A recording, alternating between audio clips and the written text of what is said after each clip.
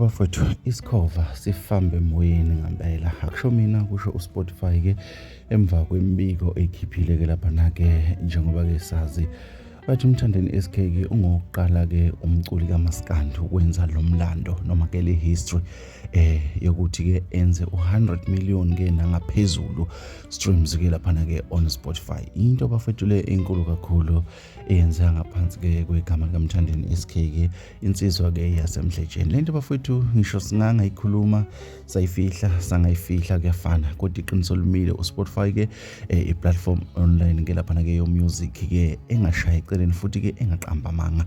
Bathi Mthandeni ke ungokuqala nqa kulomlando ngaphansi egameni kaMaskandi. Asazi bafethu uma kunje ukuthi yozela nkomo sikhumbule engokuqala kanjena uSpotify ukhipha imlando ukhipha izibele boco ezifana nalezi. Kuna record of the year sibuya amahlandla amabili. Uphethe isicoco esikhulu kakhulu endimeni kaMaskandi esingakaze futhi sibe khona. Esingakaze futhi sitholwe umuntu endimeni kaMaskandi. Sikhumbule masikhuluma ngerecord of the year into enkulu ehlonishwayo ke le iAfrica yonke. Hayi South Africa kuphela but iAfrica yonke.